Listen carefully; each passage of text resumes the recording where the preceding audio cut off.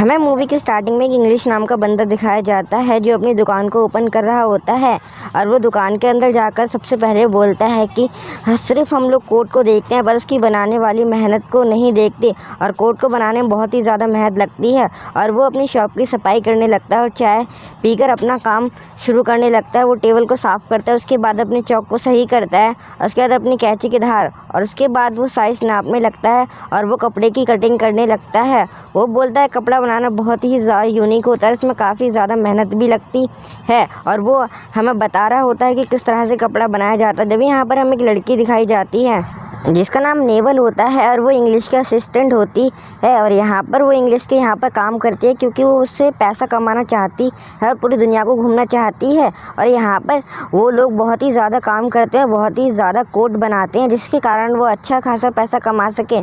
और यहाँ पर बहुत से लोग ऐसे आते हैं जो एक बॉक्स में कुछ डाल के जाते हैं, उनके पास गन भी होती है पर इंग्लिश उनसे कुछ बोलता नहीं और वो आते जाते हैं और डालते जाते हैं, इंग्लिश बस अपना काम करते रहते हैं। यहाँ पर जब भी रिची नाम का एक लड़का आता है जो गैंगस्टर होता है, उसके साथ फ्रांसिस भी आता है और वो लोग उस बॉक्स को चेक करते हैं और वहाँ से रिची इंग्लिश को बाहर जाने के लिए बोलता है और इंग्लिश उसकी बात मानकर बाहर जाने के लिए मान जाता है और इंग्लिश वहाँ से बाहर जाने के लिए पूरी तरह तैयार हो जाता है और इंग्लिश वहाँ से चले भी जाता है। वो लोग उस जगह में कुछ देख रहे होते हैं। जब यहाँ पर इंग्लिश बाहर आ जाते हैं और नेवल से बोलते हैं कि इस बॉक्स में क्या है। नेवल बोलते हैं कि इसमें बहुत ही काम की चीज़ है, आपको इससे क्या करना है। वो बोलते हैं मुझे भी दिखाओ, मुझे भी पता चले कि इसमें है क्या। वो बोलते हैं ठीक है और उसमें इंग्लैंड का एक बहुत ही खूबसूरत क्लॉक टावर होता है जिसे देखकर वहाँ पर इंग्लिश बोलते हैं तो ये तुम्हारे लिए खास है। वो बोलते हैं कि मैं पूरी दुनिया घूमना चाहती हूँ और इतने थोड़े से पैसों में नहीं होगा, इसीलिए अब आपको मेरी सैलरी बढ़ानी होगी और वो उससे रिक्वेस्ट भी करती है। पर यहाँ पर इंग्लिश बोलते हैं कि तुम्हें मेहनत करनी होगी नेवल, मैं तुम्हारी सैलरी बढ़ा दूंगा। जिसे सुनकर वो थोड़ा उदास तो हो जाती है पर वो खुश भी हो जाती है कि मैं और मेहनत करूँगी जिससे मैं ज़्यादा पैसे कमा सकूँ। लेकिन वहाँ पर फ्रांसिस और रिची बाहर आ जाते हैं और वहाँ चले जाते हैं और वो वहाँ से बाहर चले जाते हैं। यहाँ पर इंग्लिश अंकल अपने रुमालों को फोल्ड कर रहे होते हैं और उन्हें रख रहे होते हैं अच्छी तरह से और यहाँ पर नेवल भी उनकी मदद कर रही होती है पर नेवल अपना काम सही से नहीं कर रही होती है। इंग्लिश अंकल उसका काम भी खुद करते हैं और यहाँ पर नेवल बोलती है कि आप इतना बेहतरीन काम करते हैं तो फिर आपने दुकान लंदन में क्यों नहीं खोली। तो वहाँ पर इंग्लिश अंकल बोलते हैं कि मुझे ये जगह अच्छी लगी और वहाँ से मुझे भागना पड़ा क्योंकि वहाँ पर ब्लू जींस का हमला हो गया था। और वहाँ पर वो बोलते हैं कि तुम्हें डेटिंग करनी चाहिए पर वो मना कर देती है कि मैं किसी के साथ डेटिंग नहीं करूँगा और वहाँ से चली जाती है। यहाँ पर इंग्लिश अंकल रात में भी अपना काम कर रहे होते हैं और कोट को सही कर रहे होते हैं। यहाँ पर वो कुछ खाते हैं और अपना काम करते रहते हैं और इंग्लिश अंकल यहाँ पर सो भी जाते हैं। और जब भी यहाँ पर उन्हें एक सपना आता है, यहाँ पर उन्हें आग दिखाई देती है पर ये भी यहाँ पर हमें रिची दिखाई देता है जो यहाँ पर झूम रहा होता है और वो नेवल के साथ होता है और इंग्लिश अंकल उन्हें साथ में देख लेते हैं और उनकी बातें सुन रहे होते हैं और वहाँ पर वो दोनों एक दूसरे को किस भी करते हैं और प्यार भी करते हैं एक दूसरे को बहुत ही ज़्यादा। और यहाँ पर इंग्लिश अंकल उनकी बात सुन रहे होते हैं और यहाँ पर रिची एक सिगरेट पीता है और आराम से उन दोनों में बहस होने लगती है। वो दोनों आपस में लड़ रहे होते हैं और इंग्लिश अंकल भी उनकी बातें सुन रहे होते हैं। उन्हें नेवल पर हल्का बहुत शक होता है जब वहाँ पर उनसे अंगूठी गिर जाती है जैसे उन्हें पता चल जाता है और यहाँ पर वो इंग्लिश अंकल को सोता हुआ देखकर वहाँ से चले जाते हैं और यहाँ से जाने के बाद वो दोनों दोबारा किस करते हैं। यहाँ पर रिची बाहर चले जाता है, वो लोग भी चले जाते हैं और इंग्लिश अंकल यहाँ पर दोबारा उठ जाते हैं और सुबह का सीन दिखाया जाता है। यहाँ पर इंग्लिश अंकल अपना काम कर रहे होते हैं और नेवल यहाँ पर दोबारा अपने काम पर आ चुकी होती है और इंग्लिश अंकल अभी भी यहाँ पर अपना बहुत सारा काम करते हैं। जब भी यहाँ पर हमें इंग्लिश अंकल बहुत सारे कपड़े पहनते और ट्राई करते दिखाए जाते हैं। यहाँ पर रिची दोबारा आ चुका होता है जिन्हें यहाँ पर एक कैसेट मिली होती है उसी बॉक्स में और वो फिर से चले जाते हैं। इंग्लिश अंकल बोलते हैं कि अब मैं तुम्हारी सैलरी बढ़ा दूंगा, जिसे सुनकर वो खुश तो हो जाती है पर इतनी खुश भी नहीं होती। जब भी यहाँ पर रिची की गोली लगी होती है और फ्रांसिस उसे लाया होता है, यहाँ पर पुलिस भी आ रही होती है पर यहाँ पर रिची को कुछ ज़्यादा ही गोलियाँ लगी होती हैं और वो पूरी 2 होती हैं, इसीलिए वो उसे उसकी टेबल के ऊपर लेटा देते हैं इंग्लिश के। और यहाँ पर रिची की ज़ख्म बहुत ज़्यादा गहरे होते हैं, उसमें से खून लगातार बह रहा होता है। यहाँ पे इंग्लिश अंकल बोलते हैं कि हमें इसका इलाज जल्दी ही करना होगा वरना ये मर जाएगा। यहाँ पर फ्रांसिस बोलता है कि तुम इसका ध्यान रखो और मैं भी आ रहा हूँ और वो इंग्लिश अंकल को धमकाता भी है कि अगर तुमने कुछ किया तो तुम्हारी जान चली जाएगी और मैं तुम्हें जान से मार दूंगा। यहाँ पर इंग्लिश अंकल काफ़ी ज़्यादा डरे हुए होते हैं। और यहाँ पर उसका दोस्त फ़ोन पर बात कर रहा होता है अपने बॉस से कि बॉस हमारे पीछे लाउफेन गैंग पड़ी। और यहाँ पर रिची की हालत भी ज़्यादा ख़राब होती है। लेकिन यहाँ फ्रांसिस बोलता है कि मैं भी आ रहा हूँ और वहाँ से वो जाने लगता है। पर वो इंग्लिश अंकल उसे बोलते हैं कि हमें इसे जल्दी डॉक्टर के पास पहुँचाना होगा वरना ये मर सकता है। यहाँ पर फ्रांसिस बोलता है कि शांत रहो बुड्ढे, मैंने तुमसे पूछा। और उनसे बोलता है कि तुम अब इसका इलाज करोगे, जल्दी ही इसके घावों को सियो। और यहाँ पर इंग्लिश अंकल अपनी वाइन लाते हैं और यहाँ पर अपने सुई धागे को लेकर आ जाते हैं और उसके घावों को सीने के लिए तैयार हो जाते हैं। और वो उसके घावों को सी रहे होते हैं जिससे रिची को काफ़ी ज़्यादा दर्द भी हो रहा होता है और वो इस वजह से बेहोश भी हो जाता है। पर उसके सारे घाव वो लोग सी देते हैं जिसके कारण उसका खून काफ़ी कम बहने लगता है और उसके खून बुरी तरह रुक जाता है। और इंग्लिश अंकल अपने हाथ धोकर दोबारा अपने कपड़ों की कटिंग करने के लिए जाने लगते हैं। और जब यहाँ पर फ्रांसिस कैसेट को लेकर बैठा होता है और वो एक बॉक्स में रख देता है और वो इंग्लिश अंकल से बोलता है कि मैं तुम्हें इसकी जिम्मेदारी छोड़ के जा रही हूँ। अगर यहाँ पर लाउफेन गैंग आए तो तुम्हें उन्हें कुछ भी नहीं बताना है। वो बोलते हैं अगर उन्होंने मेरे साथ कुछ करने की कोशिश की, वो बोलता है वो कुछ ना करे तो भी फिर भी कुछ नहीं होगा, अगर मैं करूँगा तो तुम्हारी जान चली जाएगी। और वो उन्हें एक कैसेट दिखाता है, बोलता है कि इसमें CBI की खुफिया जानकारी है और इससे हम सब बर्बाद हो सकते हैं, इसीलिए इसे मैं सुनना चाहता हूँ और उसमें कुछ तो जानकारी होगी और मैं उस खबरी को पकड़ना चाहता हूँ जिसने इस कैसेट को रिकॉर्ड किया है CBI के ज़रिए। और वहाँ चला जाता है। इतना कहकर इंग्लिश अंकल जब भी वहाँ पर अपनी सिगरेट जलाते हैं और सोचते हैं कि अब मैं क्या करूँ और वो अपने कोट को सही करने लग जाते हैं। पर इंग्लिश अंकल उस बॉक्स को खोलकर देख ही लेते हैं। यहाँ पर जब भी रिची भी आ जाता है, रिची की तबीयत ज़्यादा ख़राब होती है और वो इंग्लिश अंकल का शुक्रिया करता है, बोलता है कि आपने मेरी जान बचाई इंग्लिश अंकल, आपका इसके लिए बहुत बहुत शुक्रिया। और उनका तहे दिल से शुक्रिया कर रहा होता है। यहाँ पर इंग्लिश अंकल बोलते हैं कोई बात नहीं और यहाँ पर उसके लिए पानी लेने चले जाते हैं। और यहाँ पर इंग्लिश अंकल बोलते हैं कि तुम्हारे डैड भी बहुत ज़्यादा अच्छे हैं, भले ही वो बॉयल गैंग के लीडर हैं। और यहाँ पर इंग्लिश अंकल उसे पानी भी दे देते हैं और उसे पानी पीने के लिए बोलते हैं। यहाँ पर उसकी सिगरेट जलाते हैं इंग्लिश अंकल और वहाँ पर सिगरेट पी रहा होता है बैठकर। और वो लोग यहाँ पर काफ़ी सारी बातें करते हैं। इंग्लिश अंकल बोलते हैं कि तुम्हारे डैड ने मुझे ये शॉप दी और तुम्हारे डैड ने यहाँ के लिए बहुत कुछ किया, इस शहर के वो सबसे बड़े हीरो हैं। पर वो भले ही बॉयल गैंग के लीडर हो, लाउफेन गैंग तुम्हें मारना चाहता है ना। वहाँ पर रिची बोलता है हाँ, और मैं उसे ख़त्म कर कर जल्दी ही अपनी गैंग का नाम रोशन करूँगा। यहाँ पर इंग्लिश अंकल बोलते हैं बहुत ही बढ़िया, पर तुम्हें शायद इन दंगेबाजियों से दूर रहना चाहिए क्योंकि तुम्हारी जान भी जा सकती है। पर वो बोलता है कोई परवाह नहीं, ऐसी गोलियाँ मुझे लगती रहती हैं और मेरे डैड ने अभी तक कितनी ही गैंग को ख़त्म किया है। जिसे सुनकर इंग्लिश अंकल के मुंह से तो खुशी गायब हो जाती है और वो हंसने लगते हैं। दोनों के दोनों यहाँ पर काफ़ी सारी बातें कर रहे होते हैं और यहाँ पर इंग्लिश अंकल उसे भड़काने लगते हैं कि तुम्हारे दोस्त ने उस कैसेट को अकेले ले जाने की बात की है और वो चाहता है कि उस गैंग पर राज करे जिस पर तुम्हारे डैड इस समय बैठे हुए हैं। वहाँ पर रिची बोलता है क्या सच में उसने ऐसा कहा। और इंग्लिश अंकल उसे काफ़ी ज़्यादा भड़काने लगते हैं फ्रांसिस के खिलाफ और वो उनकी बातों में आने भी लगता है। यहाँ पर वो बोलता है कि अच्छा ऐसी बात है और उन दोनों के बीच फिर से काफ़ी सारी बातें चलती हैं। जब भी यहाँ पर फ्रांसिस भी वापस आ जाता है, वो बोलता है रिची ठीक है, और रिची भी इंतज़ार करता है कि फ्रांसिस यहाँ पर कब आए। और यहाँ पर इंग्लिश अंकल फ्रांसिस से बोलते हैं कि तुम्हारा दोस्त सब पूरी तरह ठीक है, पर वो बोल रहा है कि वो तुम्हें कहीं भी नहीं जाने देगा उस कैसेट के साथ। और उसे भी काफ़ी ज़्यादा भड़काने लगते हैं और वहाँ पर रिची के बारे में बहुत ही बुरा बुरा बोलते हैं। यहाँ पर इंग्लिश अंकल साफ पता चल रहा था कि उनके बीच लड़ाई कराना चाहते हैं और फ्रांसिस चले जाता है अंदर रिची को समझाने। पर यहाँ पर रिची बोलता है कि आगे तुम। यहाँ पर फ्रांसिस बोलता है कि मुझे कैसेट का जुगाड़ हो चुका है और मैं इसे सुन सकता हूँ, अब मुझे जल्दी ही से लेकर जाना होगा, तुम्हारी हालत ख़राब है इसलिए तुम मेरे साथ नहीं आ सकते। पर रिची बोलता है मुझे भी तुम्हारे साथ चलना है वरना मैं और डैड और तुम इसे मिलकर ही सुनेंगे एक साथ। पर यहाँ पर फ्रांसिस उसकी बात नहीं मान रहा होता है, बोलता है कि नहीं रिची मुझे अभी जाना होगा, मेरी बात मानो वरना CBI यहाँ पर कभी भी आ सकती है और हम सब मारे जाएंगे। पर यहाँ पर वो दोनों ही एक दूसरे से काफ़ी देर तक बहस करने लगते हैं और यहाँ फ्रांसिस बोलता है कि अब मैं तुम्हें जान से मार दूंगा, तुम मेरे रास्ते से नहीं हटे। तो रिची बोलता है ओ अच्छा, तुम्हें इतनी हिम्मत आ गई। और यहाँ फ्रांसिस बोलता है कि मुझे प्यार से कैसेट दे दो और हम दोनों यहाँ से चले जाएंगे। पर यहाँ पर उन दोनों के बीच छना झपटी होने लगती है। जब यहाँ पर रिची अपनी गन भी निकाल लेता है, यहाँ फ्रांसिस बोलता है कि पागल मत बनो। और यहाँ पर रिची बोलता है कि नहीं मैं पागल नहीं तुम पागल हो।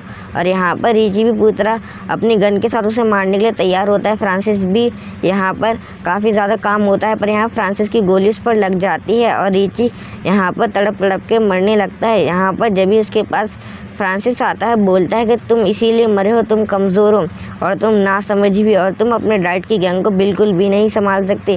और यहाँ पर फ्रांसिस इंग्लिश से बोलता है कि हमें इसे छुपाना होगा, क्योंकि यहाँ पर बॉस किसी भी समय आ जाएंगे। और यहाँ पर वो उस कैसेट को भी ढूंढने लगता है जो रिची ने छुपाई होती है। यहाँ पर इंग्लिश अंकल बोलते हैं कि हमें जल्दी कुछ करना होगा, वरना यहाँ पर इसके डैड आ जाएंगे, और वो उसे छुपा देते हैं दोनों मिलकर। जब भी यहाँ पर बॉस की एंट्री भी होने वाली होती है और यहाँ पर इंग्लिश बॉस को अंदर लेने के लिए जा रहा होता है, क्योंकि उन्होंने बैल बजाई होती है, और वो यहाँ पर बॉस को अंदर भी ले लेता है बॉयल गैंग के। यहाँ पर उन दोनों के बीच काफ़ी बातें होती हैं और यहाँ पर बॉस पूछते हैं कि मेरा बेटा कहाँ है। यहाँ पर फ्रांसिस उसके खून को साफ़ कर रहा होता है और बॉस अंदर चले जाते हैं। इतने में वो देखते हैं कि यहाँ पर सिर्फ फ्रांसिस है और यहाँ पर कोई खून भी नहीं था, क्योंकि फ्रांसिस ने वो साफ़ कर दिया होता है। और उससे बॉस काफ़ी सारे सवाल पूछने लगते हैं कि मेरा बेटा कहाँ है। वो बोलता है मुझे क्या पता, अभी तो हमने उसकी सिर्फ गोलियाँ ही निकाली थी और वो पता नहीं कहाँ चले गया। और यहाँ पर परेशान होने लगते हैं काफ़ी ज़्यादा। यहाँ पर इंग्लिश उन दोनों की बातें सुन रहा होता है। यहाँ पर फ्रांसिस बोलता है कि हमें जल्दी कुछ करना होगा, वरना शायद आपका बेटा लाउफिन गैंग के हाथों मारा जा सकता है। और यहाँ पर वो इंग्लिश से भी बात करते हैं, बोलते हैं कि क्या तुम्हें कुछ पता है उसके बारे में। यहाँ पर वो दोनों भी काफ़ी ज़्यादा परेशान होते हैं, इंग्लिश और फ्रांसिस, क्योंकि उन्हें डर था कहीं वो दोनों पकड़े ना जाए। और यहाँ पर बॉस का बॉडीगार्ड भी उसी के ऊपर बैठ जाता है जिसके अंदर लाश होती है। यहाँ पर बॉस भी काफ़ी सारे सवाल पूछते हैं कि मेरा बेटा कहाँ। यहाँ पर फ्रांसिस बोलता है कि हम सबको यहाँ पर जल्दी ही ढूंढने जाना होगा रिची को, वरना उसकी जान को कोई खतरा भी हो सकता है। और उनकी बातें इंग्लिश अंकल भी सुन रहे होते हैं। यहाँ पर इंग्लिश अंकल अपनी बीड़ी पी रहे होते हैं आराम से। यहाँ पर बॉस भी काफ़ी ज़्यादा परेशान होते हैं अपने बेटे को लेकर। यहाँ पर वो इंग्लिश के पास आते हैं, बोलते हैं कि तुम्हें मेरे बेटे के बारे में कुछ पता है। वो बोलते हैं कि तुम्हें मेरे बेटे के बारे में सच सच बता देना चाहिए इंग्लिश, क्योंकि हम बहुत ही ज़्यादा अच्छे दोस्त हैं। पर यहाँ पर वो उसके बारे में कुछ भी नहीं बता रहे होते हैं, बात को घुमा रहे होते हैं। वो दोनों यहाँ पर काफ़ी देर से बातें करे जा रहे होते हैं। और यहाँ पर इंग्लिश अंकल बोलते हैं कि मेरे शहर में ब्लू जीन्स का हमला हो गया था और इसीलिए मुझे यहाँ पर भाग के आना पड़ा था। यहाँ पर वो बोलते हैं हाँ, ब्लू जीन्स के बारे में मैंने बहुत सुना और मैं भी ना ट्राई करना चाहता हूँ। पर यहाँ पर बॉस का कुछ अलग ही इरादा था और वो इंग्लिश से वो जानना चाहते थे अपने बेटे के बारे में। और यहाँ पर बोलते हैं कि मेरा बेटा अगर यहाँ पर नहीं है तो उसका कोट कैसे आया। इंग्लिश मुझे सच सच बता दो कि यहाँ पर हुआ क्या, और मैं तुम्हें ज़िंदा छोड़ दूँगा। और यहाँ पर वो उससे काफ़ी सारे सवाल करने लगते हैं, पर यहाँ पर इंग्लिश उससे कुछ भी बताने को तैयार नहीं होता। पर वो दोनों अच्छे खासे दोस्त थे, इसीलिए बॉस उसे अभी तक ज़िंदा छोड़ रहे होते हैं। पर इंग्लिश बोलते हैं कि मुझे उसके बारे में कुछ नहीं पता। पर बॉस बोलता है तुम्हें पता है यहाँ पर, वरना उसका कोट कहाँ से आता। इतनी ठंड में कोई बाहर तो नहीं जाता, क्योंकि बहुत ज़्यादा ठंड पड़ रही है इस टाइम पर। इससे रिची की हालत भी काफ़ी ज़्यादा ख़राब हो सकती है, 2 गोली लगने के बाद वो मर भी सकता है इतनी ठंड में। इसीलिए पागल तो नहीं जो कोट छोड़ कर जाएगा। यहाँ पर वो इंग्लिश से काफ़ी सारे सवाल पूछने लगते हैं। इंग्लिश बोलता है कि मुझे सब पता है। पर जब भी यहाँ पर फ्रांसिस आ जाता है, नेवल को लेकर बोलता है कि शायद इसी के घर पर गया होगा रिची। और यहाँ पर नेवल से भी काफ़ी सारे सवाल करने लगते हैं। यहाँ बॉस बोलते हैं कि हे लड़की बताओ मेरा बेटा कहाँ पर है। यहाँ पर इंग्लिश भी उनकी बातें सुन रहे होते हैं। यहाँ पर फ्रांसिस ने नेवल के सर पर गन रखी होती है और वो उसे किसी भी वक्त मार सकता था। बॉस बोलते हैं कि जल्दी ही मुझे बताओ कौन है वो इंसान जिसने मेरे बेटे को नुकसान पहुंचाया। पर यहाँ पर इंग्लिश उसे कुछ नहीं बता रहा होता है। पर यहाँ पर नेवल बताती है कि शायद वो लाउफिन गैंग के लीडर को मारने गया, वो उससे पहले मेरे पास आया था। यहाँ पर फ्रांसिस भी बोलता है देखा इस लड़की को सब कुछ पता था। और वो जब भी फ्रांसिस को गुस्सा आ जाता है और उसके बाल पकड़ लेता है, उसे मारने की धमकी देता है। पर यहाँ पर बॉस बोलते छोड़ो उसे। और वो दोनों भी काफ़ी देर तक बात करते हैं और बॉस बोलते हैं कि तुम्हें मेरे बेटे से बोलना चाहिए था कि तुम्हारे डाइट का इंतज़ार करो और यहाँ पर रुक जाओ। यहाँ पर नेवल बोलते हैं कि मैं उसे नहीं रोक पाई, इसके लिए मुझे माफ़ कर दीजिए। यहाँ पर बॉस बोलते हैं कि कोई बात नहीं, पर मुझे अपने बेटे को जल्दी बचाना होगा, वरना उसकी जान को खतरा हो सकता है। यहाँ पर इंग्लिश बोलता है कि कौन सा बेटा जो मर चुका है। पर यहाँ पर बॉस अपने बेटे के बारे में हकीकत नहीं जानते थे, इसलिए बचाने की कोशिश करते हैं। और फिर वो नेवल पर गुस्सा करने लगते हैं कि तुमने मेरे बेटे को क्यों नहीं रोका। यहाँ पर इंग्लिश उसे बचाने की कोशिश कर रहे होते हैं। इंग्लिश बोलते हैं कि मेरी बेटी की तरह है, इसीलिए छोड़ दीजिए इसे। बॉस बोलते हैं ठीक है हम इसे छोड़ रहे हैं, पर हमें इससे कुछ पूछताछ करनी होगी। और यहाँ पर उनका बॉडीगार्ड इंग्लिश को भी धमका देता है कि तुम यहाँ से कहीं नहीं जाओगे। जब भी यहाँ पर हमें कुछ बैलें सुनाई देती हैं जो शायद फ़ोन कॉल्स की होती है, पर इंग्लिश को वो अभी सुनाई नहीं दे रही होती हैं। और यहाँ पर इंग्लिश से बॉस बोलते हैं कि जल्दी जाकर उस फ़ोन को उठाओ जो आ रहा है। इंग्लिश जब भी उस फ़ोन को उठाने के लिए वहाँ से जाने लगते हैं, पर वो फ़ोन बीच में ही कट जाता है। फिर वो कॉल दोबारा आने लगता है। इंग्लिश बोलता है कि शायद कॉल किसी और का होगा, मुझे शायद इसे अटेंड करना चाहिए वरना सीबीआई वालों को हम पर शक हो जाएगा। बॉस बोलते हैं कि हाँ तुम्हें शायद ये कॉल अटेंड कर देना चाहिए, पर यहाँ पर इंग्लिश भी काफ़ी ज़्यादा घबरा रहे होते हैं। और इंग्लिश थोड़ी देर बाद उस कॉल को उठाने चले जाते हैं तो यहाँ पर आवाज़ आती है कि हाँ रिची मास्टर, क्या आप लाउफिंग गैंग को मारने गए हो और वो इस एड्रेस पर गए हो आप उसे मारने, और अपने डैड को जल्द से जल्द वहाँ पर बुला रहे हो। और उसके डैड बहुत ही ज़्यादा भावुक हो जाते हैं और वहाँ से जाने के लिए तुरंत ही निकलने लगते हैं। यहाँ पर फ्रांसिस बोलता है कि क्या सच में कॉल आया था। यहाँ पर इंग्लिश अंकल बोलते हैं नहीं, और यहाँ पर बॉस वहाँ से चले जाते हैं और फ्रांसिस को यहीं पर छोड़ के जाते हैं उन दोनों पर नज़र रखने के लिए। और बॉस के जाते ही वो पूछता है क्या तुमने कैसे कहा कि वो वहाँ पर है लाउफिंग गैंग के पास। वो बोलते हैं कि बस मैंने थोड़ा अपने दिमाग का इस्तेमाल किया और मैंने बॉस को वहाँ पर भेज दिया। अब हमारे पास मौका है बॉस को मारने का, और यहाँ पर ये काम नेवल करेगी क्योंकि नेवल ही ऐसी इंसान है जो खबरी है और उसने ही सीबीआई वालों को बुलाया था। जिसे सुनकर वहाँ पर फ्रांसिस के तो होश ही उड़ जाते हैं। वो बोलते हैं कि यानी कि इस लड़की ने रिची और सबका इस्तेमाल किया था सीबीआई वालों को खबर देने के लिए, और इसी ने लाउफिंग गैंग को बुलाया और बॉयल गैंग को इतने बड़े खतरे में डाला। और यहाँ पर नेवल ने ही सीबीआई द्वारा वो माइक लगवाया था जिससे कि हमारी सारी जानकारी सीबीआई के पास पहुँच जाए। जिसे सुनकर नेवल तो काफ़ी ज़्यादा शॉक हो जाती है इंग्लिश अंकल के मुंह से, पर इंग्लिश अंकल भी यहाँ पर काफ़ी ज़्यादा तेज़ होते हैं। उन्हें सब कुछ पता होने के बाद भी वो नेवल की मदद कर रहे होते हैं। यहाँ पर वो उस कैसेट को भी निकाल कर दिखाते हैं जो उन्होंने छुपा दी थी, और यहाँ पर कैसेट को वो निकालते हैं जब यहाँ पर वो काफ़ी सारी पैसों की मांग करते हैं लाउफिंग गैंग से। और यहाँ पर फ्रांसिस के आगे ऑर्डर रखते हैं कि तुम दोनों गैंगों के लीडर बन सकते हो अगर तुम हमारी बात मानो तो। अगर तुम लाउफिंग गैंग और बॉयल गैंग के बॉस को मार दो तो तुम इस जगह के अब नए लीडर बन जाओगे और तुम्हारे पास काफ़ी बड़ी गैंग होगी इन दोनों गैंग्स को मिलाकर। और वो इसके लिए खुशी खुशी मान जाता है। और यहाँ पर नेवल भी लाउफिंग गैंग को सब बता देती है कि बॉयल गैंग के बॉस आ रहे हैं, और वहाँ पर बॉयल गैंग के बॉस पहुँचते ही मारे जाते हैं और उन्हें ये खबर भी मिल जाती है जिसके खुशी में वो दोनों यहाँ पर देखिए कि सिगरेट भी फूकते हैं। यहाँ पर जब भी नेवल आ जाती है, नेवल बोलते हैं कि अब मुझे बॉडी दिखाओ, कहाँ है रिची की बॉडी। तो यहाँ पर इंग्लिश अंकल रिची की बॉडी उसे दिखा देते हैं, जिसे देखकर वो थोड़ा शॉक तो हो जाती है, पर उससे कोई ज़्यादा फ़र्क नहीं पड़ता। जब भी यहाँ पर लाउफिंग गैंग भी आ जाती है अपने पैसे लेकर, और पैसे के बदले वो कैश यहाँ पर फ्रांसिस भी छुप जाता है कि वो लाउफिंग गैंग के लीडर को मार दे और दोनों गैंगों पर वो खुद राज कर सके। और यहाँ पर लाउफिंग गैंग की लीडर अंदर आ जाती हैं और यहाँ पर वो भी कैसेट की मांग करते हैं, पर यहाँ पर इंग्लिश पहले पैसे मांग रहे होते हैं। वो बोलते हैं कि हाँ ज़रूर मैं तुम्हें पैसे दूंगी, पर मुझे बदले में कैसेट चाहिए वरना तुम्हारे साथ थोड़ा बुरा भी हो सकता है। और यहाँ पर वो पैसे भी दिखा देती है कि मैं तुम्हें इतने सारे पैसे दूंगी और मुझे कैसेट दो, जिसे देखकर नेवल तो भाई काफ़ी ज़्यादा शौक हो जाती है और फ्रांसिस भी उनकी बातें सुन रहा होता है। यहाँ पर जब इंग्लिश बोलते हैं कि हमें पैसे दो और वो फ्रांसिस की तरफ इशारा कर रहे होते हैं, और फ्रांसिस को लगता है शायद अब मेरी तरफ इशारा और गन लेकर बाहर निकलता है, पर यहाँ पर उसके ऊपर ही गन एम हो जाती हैं। और यहाँ फ्रांसिस बोलता है कि अच्छा प्लान था पर तुम लोग मुझे नहीं मार पाओगे। और यहाँ पर बॉयल गैंग की लीडर भी काफ़ी ज़्यादा खतरनाक होती हैं और यहाँ पर वो डर भी रही होती हैं कहीं फ्रांसिस गोली ना चला दे जिसके कारण उनकी जान भी जा सकती है, इसीलिए वो अपने लोगों को गोली चलाने का ऑर्डर नहीं दे रही होती हैं। और यहाँ पर फ्रांसिस की जान भी खतरे में होती है। यहाँ पर इंग्लिश अंकल बोलते हैं कि उसकी गन में गोली नहीं हो, मैंने पहले ही निकाल दी, इसलिए इसे शूट कर दो, और उसे वहाँ पर वो मर जाता है।